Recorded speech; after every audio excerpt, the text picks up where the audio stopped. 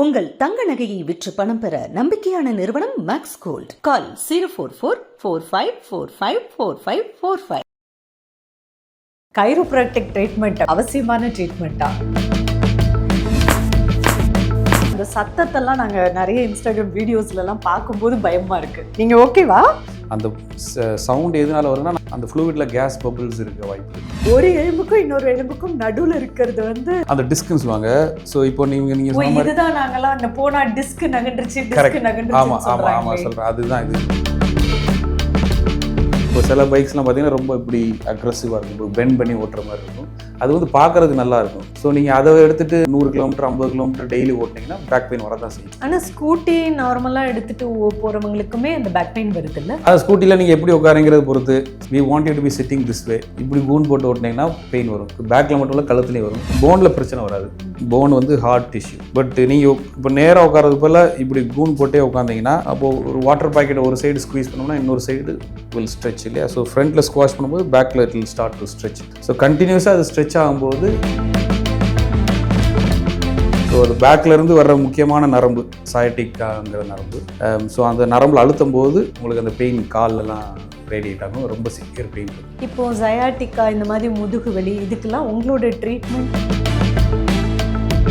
முட்டு வலி 2 வகையாக பிரிச்சுக்கலாம். டைட் மசில், இந்த தை மசில் ரொம்ப டைட்டாக இருந்தாலோ இல்லை பட்டக் மசில் வீக்காக இருந்தாலோ இந்த ஆன்டீரியர் நீ பெயின் வர வாய்ப்பு இருக்குது. ஸோ இதுதான் ஆக்சுவல் நீ ஜாயிண்ட். ஸோ இந்த நடுவில் உட்காந்துருக்கதான் இது பேர் மெனிஸ்கஸ்ன்னு சொல்லுவாங்க, இல்லை நம்ம ஊரில் தமிழில் ஜவ்வுன்னு சொல்கிறது. இந்த கழுத்து வலிக்கு தலையணியோட ஹைட் எவ்வளோ வைக்கணுங்கிறது நிறைய பேருக்கு பெரிய டவுட். இப்போது நான் வந்து ஒரு சைட் ஸ்லீப்பர். இப்போ அதிகமாக நான் சைடில் தான் படுப்பேன் அப்படின்னா என்னோட ஹெட் நியூட்ரல் பொசிஷன் இதுதான். ஸோ அதுக்கேற்றாப்புல என் பில்லோ இருக்கும். ஸோ பில்லோ ஷுட் பி இந்த ஹைட். அப்போ பில்லோ இல்லாமல் தூங்கணும் அப்படின்ற கான்செப்ட் வந்து இஸ் நாட் அட்வைசபிள். இப்போ சில பேருக்கு கால் பாதம் வந்து ஃப்ளாட்டாக இருக்கும், சில பேருக்கு கால் பாதம் வந்து ஆர்ச் ஷேப்பில் இருக்கும். அந்த ஆர்ச் அதோட ஹைட் வந்து ஒரு ஜாஸ்தியாக இருக்கும், கம்மியாக இருக்கும். அப்படி அமுக்கிற மாதிரி ஷூஸ் போட்டு ரொம்ப யூஸ் பண்ணாங்க அப்படின்னா அந்த ஏரியாவில் உள்ள மசில்ஸில் ஸ்குவீஸ் பண்ணி எஸ்பெஷலி இந்த பாதத்தில் ஃப்ரண்ட் ஆஃப் த பாதத்துலேயும் கீழே இந்த இடத்துல இந்த டோஸ்லேயும் வலி வர வாய்ப்பு.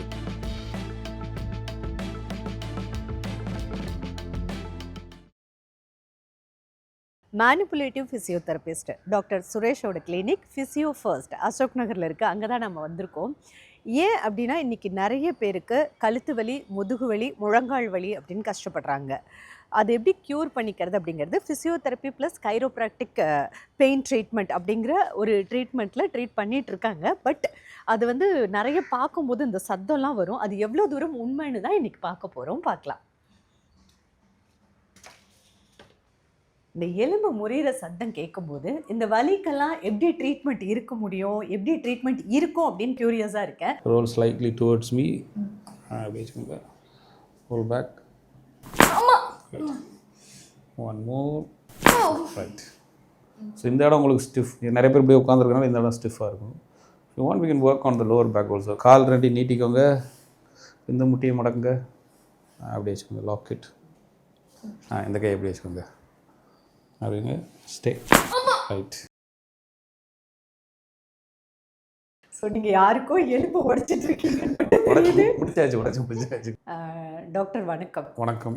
முதுகு வலி, கழுத்து வலி, முட்டு வலினா யார்கிட்ட போனால் என் வலி போகும் அப்படிங்கிறது நிறைய பேருக்கு ஒரு டவுட்டாகவே இருந்துக்கிட்டே இருக்குது. பட் இந்த கைரோப்ராக்டிக் அப்படிங்கும்போது அந்த சத்தத்தெல்லாம் நாங்கள் நிறைய இன்ஸ்டாகிராம் வீடியோஸ்லலாம் பார்க்கும்போது பயமாக இருக்குது. இப்போ வந்து இங்கே ஒரு விமன் தான் பண்ணிகிட்ருக்கீங்க. நீங்கள் ஓகேவா? இந்த பெயின், இந்த சத்தம்லாம் பயம் இல்லையா? கொஞ்சம் இருந்தது, பட் இட்ஸ் நைஸ். அதான் நீங்கள் இப்போ அவங்க சொன்ன மாதிரி எக்ஸ்பீரியன்ஸ் பண்ணுறதுக்கு முன்னாடி ஒரு பயம் இருக்கும்.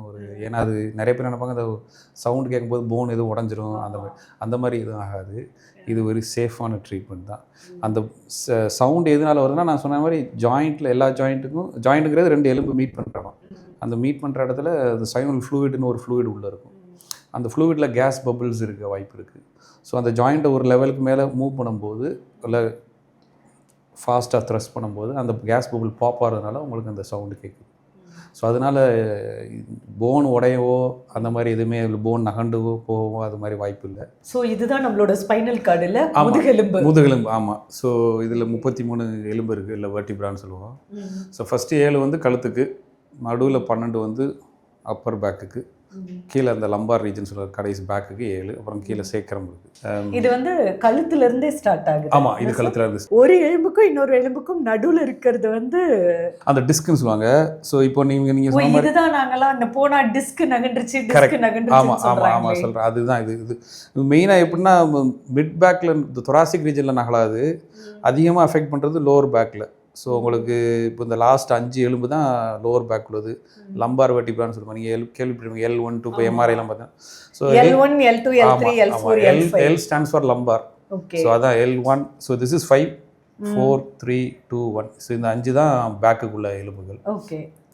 ஸோ நீங்கள் சைஸ் வைஸ் பார்த்தீங்கனாலுமே அந்த ஒரு லம்பார் வெர்டிப்ரா ஒவ்வொரு சைஸுமே கீழே போக போக சைஸ் பெருசாகும். அதுக்கேற்றப்பல அந்த டிஸ்கோட சைஸும் பெருசாகும். காரணம் வந்து இங்கே தான் வெயிட் நிறையா விழுது. ஸோ பாடி வெயிட் ஃபுல்லாக அதில் தான் விழுகிறதுனால அதுக்கேற்றப்பல அந்த பாடி அந்த மாதிரி டிசைன்ட் ஆகிருக்கு. ஸோ இந்த டிஸ்கோட ஃபங்க்ஷன் வந்து ஷாக் அப்சார்ப்ஷன் மாதிரி.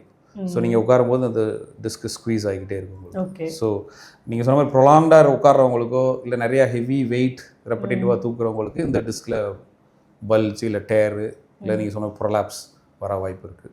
ஓகே. ஸோ இப்போ உட்காந்து டாக்டர் கிட்ட டீட்டெயில்டாக பேச போகிறேன். கண்டிப்பாக. ஓகே. நீங்கள் வந்து ஃபிசியோதெரபிஸ்ட் இல்லையா? ஆமாம். ஸோ கைரோப்ராக்டிக் அப்படிங்கிற ஒரு ட்ரீட்மெண்ட்டை படிக்கணும்னு நினச்சது ஏன் டாக்டர்? I'm a physio. அதில் ஃபிசியோலே டிஃப்ரெண்ட் ஸ்பெஷாலிட்டிஸ் இருக்குது. நான் அதில் மெனிப்புலேட்டிவ் ஃபிசியோன்னு ஒரு ஸ்பெஷாலிட்டி பண்ணியிருக்கேன். அது ஏன் பண்ணோம்னா அதான் இட்ஸ் நான் படிக்கும்போது இட் வாஸ் மோர் அப்கமிங் மாதிரி. ஸோ எல்லாருமே ஃபேசினேட்டட் டுவர்ட்ஸ் தட். ஏன்னா அதோட ட்ரீட்மெண்ட் எஃபெக்ட்ஸ் நல்லா இருக்கும். நம்ம எல்லாமே ஓவர்சீஸில் தான் பண்ணி பார்த்துருக்கோம்.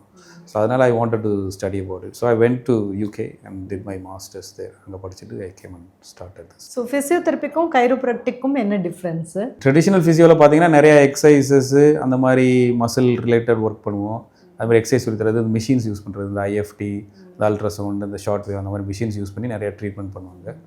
கைரோப்ராக்டிக் வந்து more and more hands on treatment. So கையை வச்சு ஜாயிண்ட்டை கிராக் பண்ணுறது, மசிலை ரிலீஸ் பண்ணுறது. So it's more hands on approach. Chiropractic treatment அப்படின்றது இந்தியாவில் லீகலைஸ்டா? ஆமாம், லீகலைஸ் தான். ஆமாம்.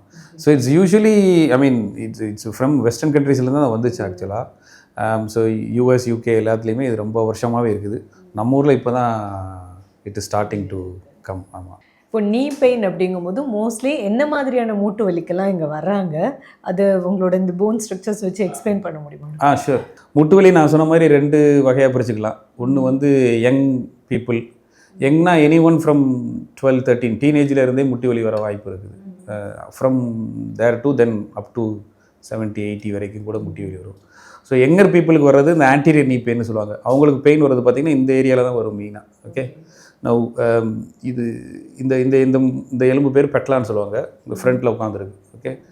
நவ் ஆன்டீரியர் நீ பெயின் வர காரணம் டைட் மசில். இந்த தை மசில் ரொம்ப டைட்டாக இருந்தாலும் இல்லை பட்டக் மசில் வீக்காக இருந்தாலோ, இந்த தை மசில்ஸ் வீக்காக இருந்தாலுமே இந்த ஆன்டீரியர் நீ பெயின் வர வாய்ப்பு இருக்குது. ஸோ அந்த மாதிரி யங் பீப்புளுக்கு வந்து நம்ம எக்ஸசைசஸ், இந்த மசிலை ஸ்ட்ரெச் பண்ணி விட்றது, மசிலை லூஸ் பண்ணி விட்றது, அந்த மாதிரி ட்ரீட்மெண்ட் நம்ம பண்ணலாம். இதே இது ஓல்டர் பீப்புள் நீங்கள் சொன்ன மாதிரி. ஸோ இதுதான் ஆக்சுவல் நீ ஜாயிண்ட். ஸோ இந்த நடுவில் உட்காந்துருக்க தான் இது பேர் மெனிஸ்கஸ்ன்னு சொல்லுவாங்க. இல்லை நம்ம ஊரில் தமிழில் ஜவ்வுன்னு சொல்கிறது. ஸோ இதுவும் ஒரு குஷன் மாதிரி, ஷாக் அப்சார்வர் மாதிரி இது உட்காந்துருக்கு. ஓகே. ஸோ இது என்ன ஆகும்னா இது வந்து ரைட் நீ. இப்போ அந்த முட்டி இப்போது நம்ம ஜென்ரலாக நம்மளோட பாடி வெயிட் எப்படி விழும்னா உள் பக்கம் தான் அதிகமாக போகும். அப்போது 2 முட்டிலையுமே உள் பக்கம் தான் வெயிட் அதிகமாக விழும். அப்போ தேய்மானம் எங்கே ஆகும்னா இந்த உள் பக்கம் தான் அதிகமாகும். ஸோ நிறைய பேருக்கு பார்த்திங்கன்னா எக்ஸ்ரேயில் பார்க்கும்போது இந்த ஜவ்வு ஃபுல்லாக தேஞ்சிருச்சுன்னா, எக்ஸ்ரேல வந்து ஜவ்வு தெரியாது, எலும்பு மட்டும் தான் தெரியும். ஸோ அப்போ இந்த ஜவ்வு தேஞ்சிருச்சுன்னா எக்ஸ்ரே எப்படி காமிக்கணும்னா இந்த 2 எலும்பும் ஒட்டிக்கிட்டு இருக்கிற மாதிரி ஒட்டிக்கிட்டு இருக்கிற மாதிரி.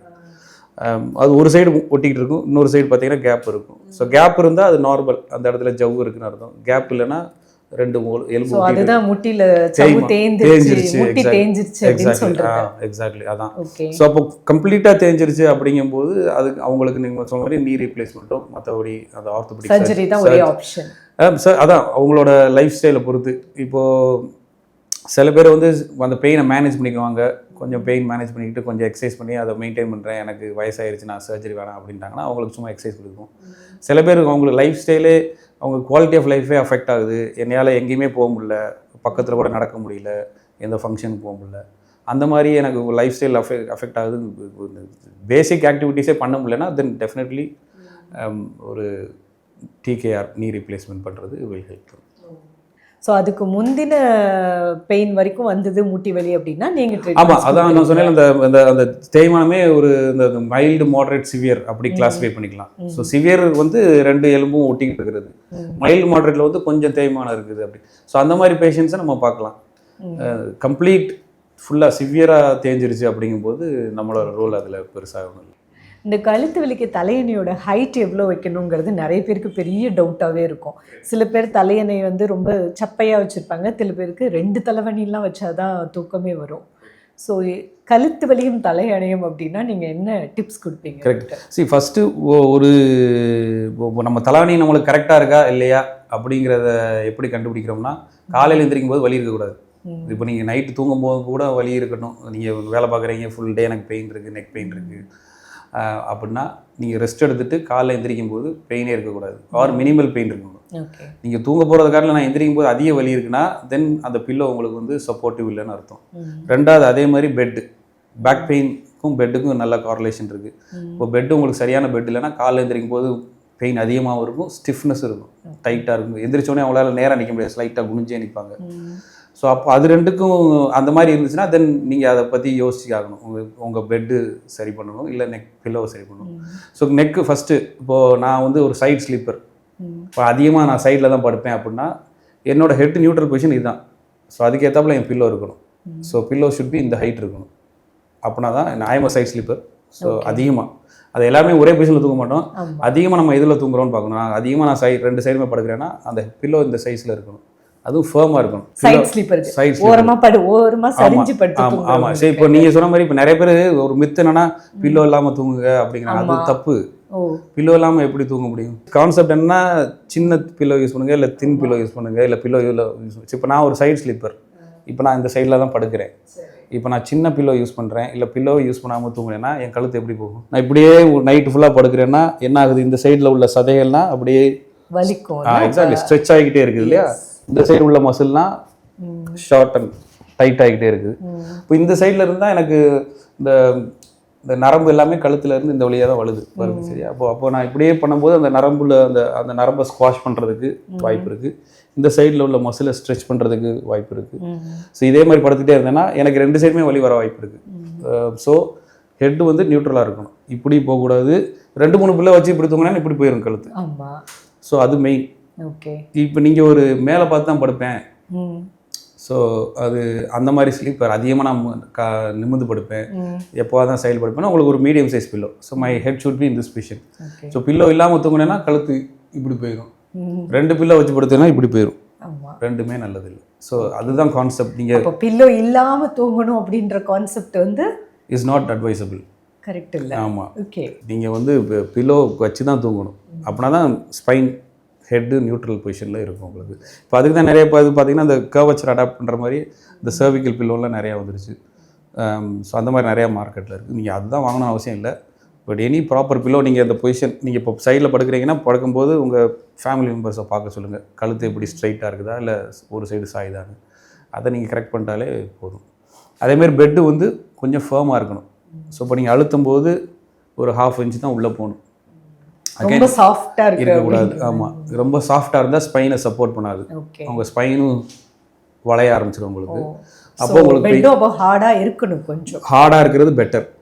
இப்போது நீங்கள் இப்போ ஜென்ரலாகவே இப்போ அவுட் ஸ்டேஷன் போகிறீங்க, ஏதாவது ஹோட்டலில் போய் நீங்கள் பேக் பெயின் இருக்குதுன்னு சொன்னீங்கனாலே உங்களுக்கு ஹார்ட் பெட் தான் கொடுப்பாங்க ஹோட்டல்ஸில்.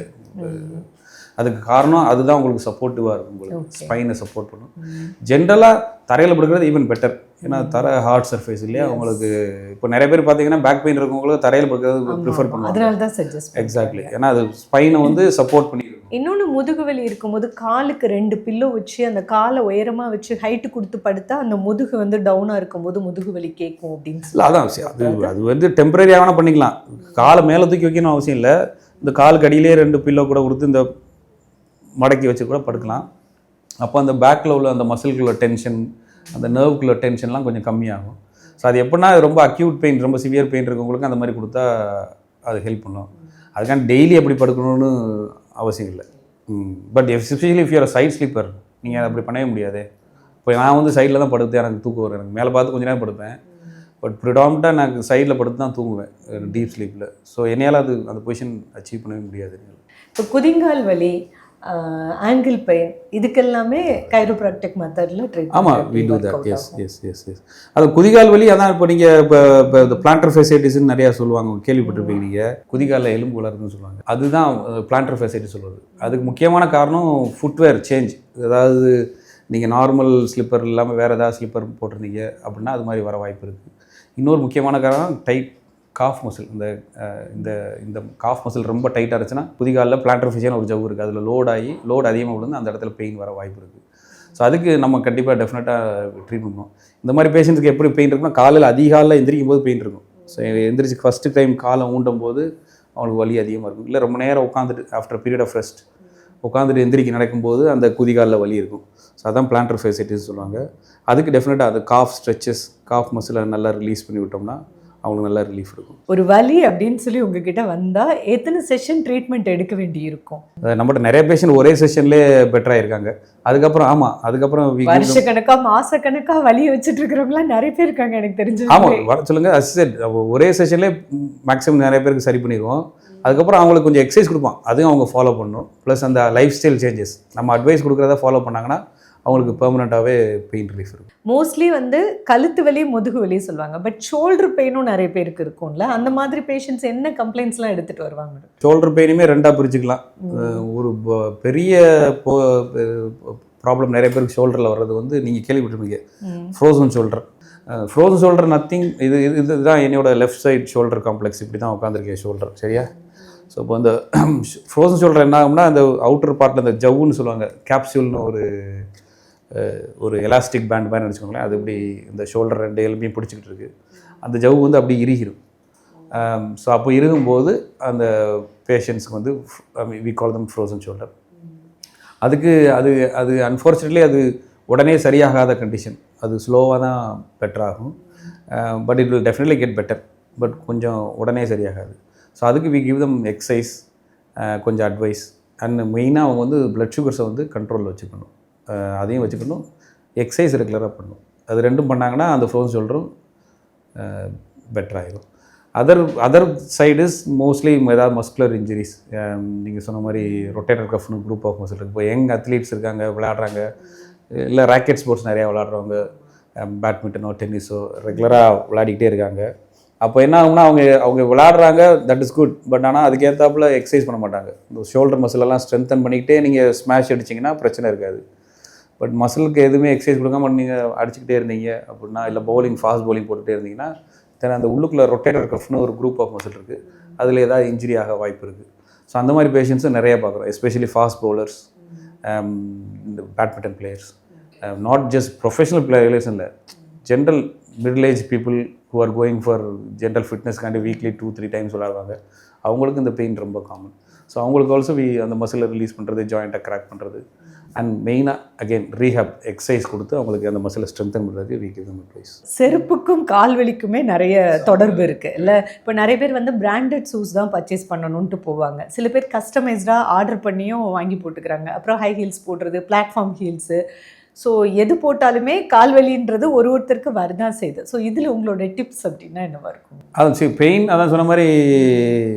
இப்போ கால் வலிக்கு மெயினாக நம்ம சொன்னது இந்த குதிகால் வலி, இந்த பிளான்டர் ஃபேசிட்டிஸ் ஏற்கனவே நம்ம பேசணும்.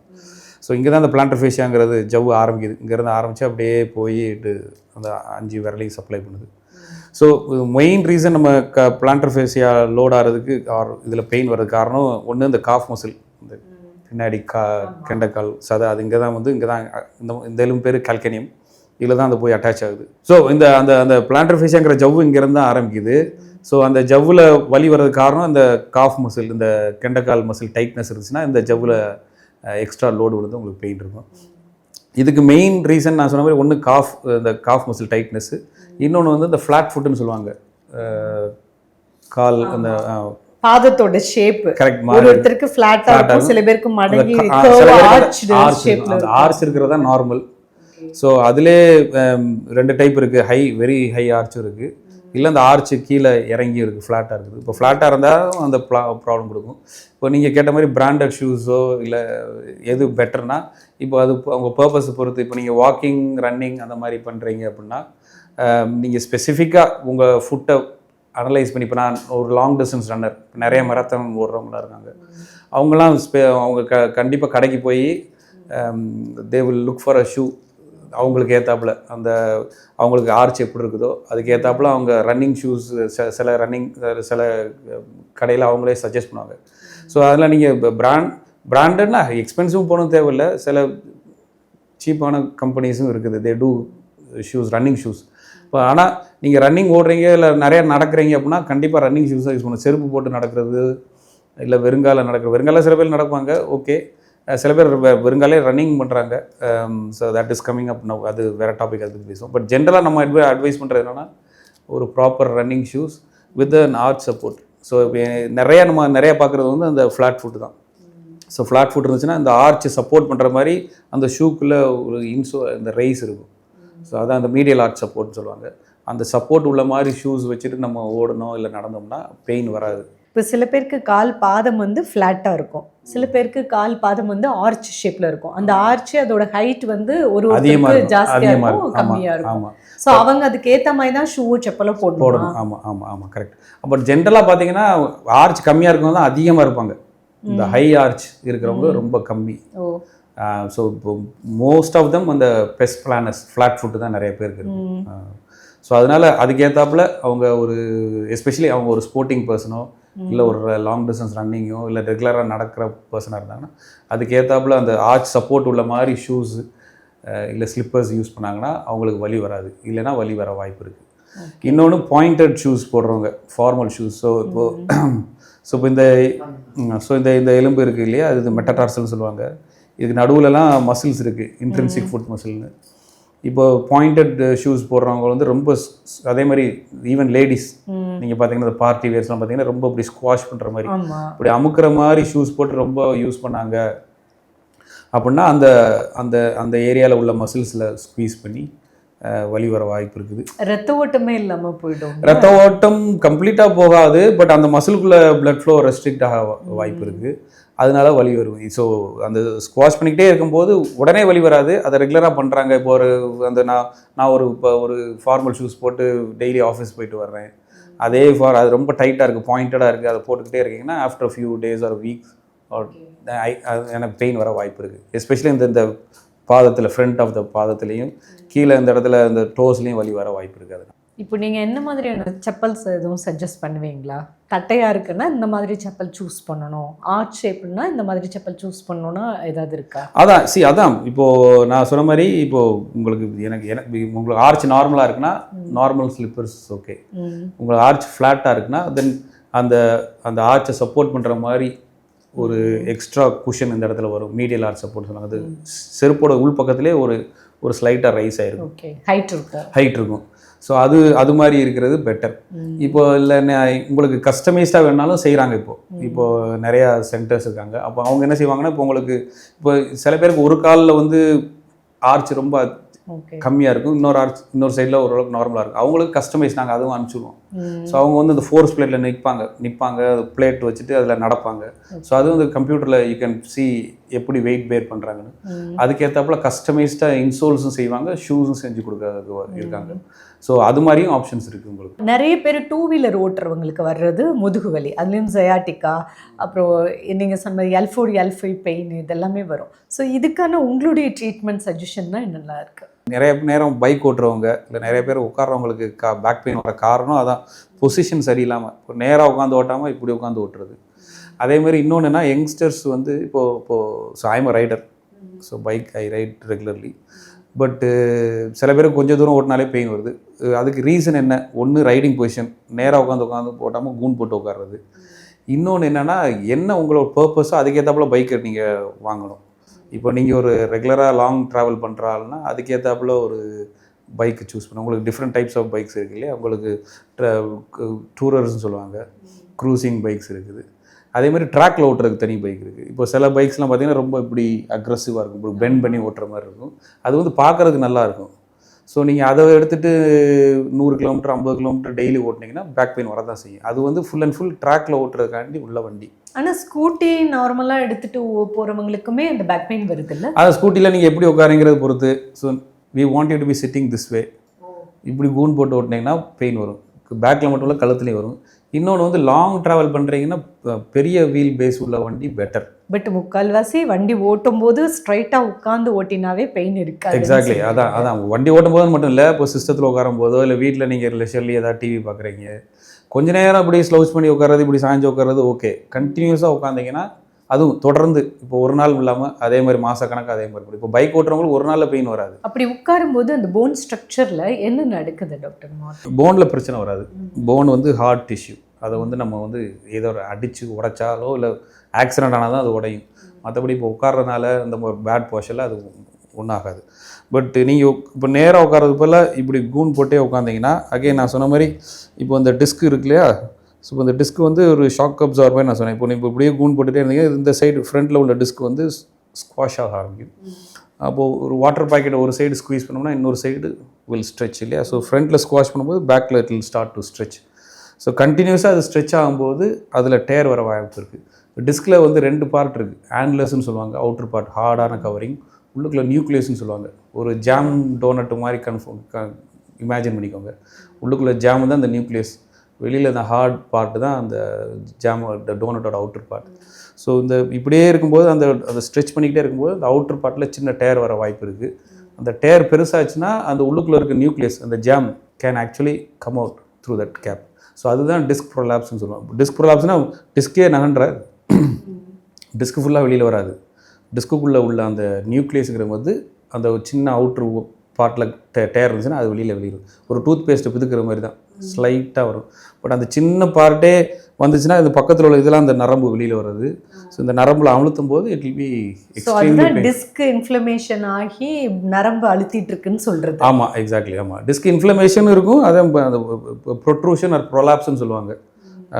இன்ஃப்ளமேஷன் வந்து வெறும் ஸ்வெல்லிங் வந்து எப்படின்னா ஸ்வெல்லிங் இஸ் ரெஸ்பான்ஸ். ஏதாவது அடிபட்டுச்சுன்னா அந்த இடத்துல ஸ்வெல்லிங் வீக்கம் வர வாய்ப்பு இருக்குது.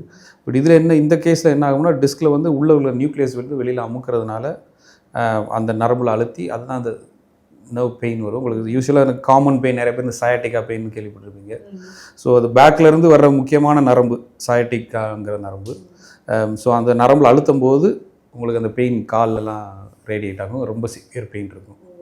இப்போது சயாட்டிக்கா இந்த மாதிரி முதுகு வலி இதுக்கெல்லாம் உங்களோட ட்ரீட்மெண்ட் சேம் அதான். இப்போது எதனால் பெயின் வருதுன்னு பார்க்கணும், எந்த லெவலில் இருந்து வருதுன்னு வி டூ அன் அசஸ்மெண்ட். இப்போ பேக் பெயின்னா வெறும் மஸ்குலர் பெயினாக கூட இருக்கலாம், இல்லை ஜாயிண்ட்டில் இருந்து பெயின் வரலாம், இல்லை நீங்கள் சொன்ன மாதிரி டிஸ்கில் ஏதாவது பல்ஜ் ஆகி அதை நர்வில் புஷ் பண்ணுறதுனால கூட பெயின் வரலாம். ஸோ அந்த பேஷண்ட்டுக்கு ஏற்றாப்புல வி கிவ் தம் ட்ரீட்மெண்ட். ரொம்ப அக்யூட் பெயின், ரொம்ப சிவியராக இருக்குது பெயின், அவங்களுக்கு குனியவே முடியல அப்படின்னா அதில் ரொம்ப மினிமம் ட்ரீட்மெண்ட் தான் நம்ம பண்ணுவோம். வெறும் mostly advice and exercise we give them. இப்போது ஓரளவுக்கு பெயின் அவங்களால குனிய முடியுது, ரொம்ப ப்ராப்ளம் இல்லை, சில குனியவே முடியாது, அவங்களுக்கு நம்ம வந்து வெறும் அட்வைஸ் அந்த டைமில் போய் அவங்கள க்ராக் பண்ணுறது பண்ண முடியாது. ஆமாம், ஸோ அவங்களுக்கு advice and exercise we give them. ஒரு normal person who's able to bend and movement இருக்குது, அவங்களுக்கு அந்த மசிலை ரிலீஸ் பண்ணுவோம், அந்த ட்ரிகர் பாயிண்ட் ரிலீஸ் சொல்லுவாங்க, மசிலை ரிலீஸ் பண்ணுறது, டீப் டிஷ்யூ மசிலை மசாஜ் பண்ணி லூஸ் பண்ணி விடுறது. அதுக்கப்புறம் அந்த ஜாயிண்ட்டை இப்போ அவங்க பார்த்தீங்களா அந்த வீடியோஸில் ஜாயிண்ட்டை க்ராக் பண்ணி ஜாயிண்ட்டை லூஸ் பண்ணி விடுறது.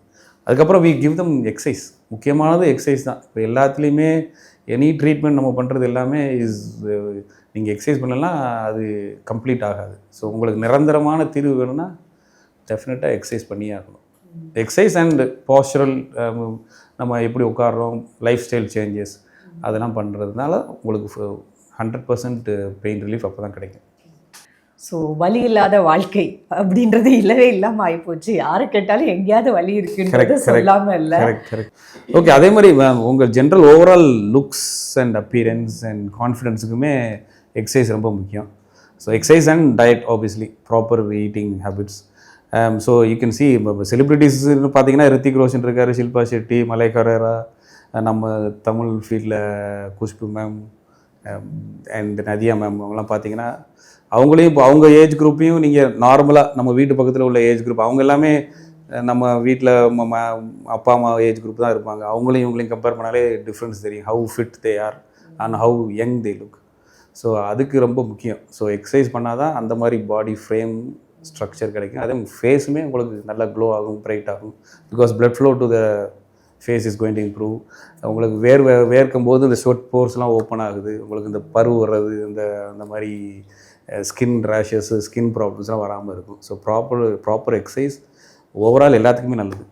Thank you so much thank you doctor. Thank you. உங்கள் தங்க நகையை விற்று பணம் பெற நம்பிக்கையான நிறுவனம் மேக்ஸ் கோல்ட். கால் 04445454545.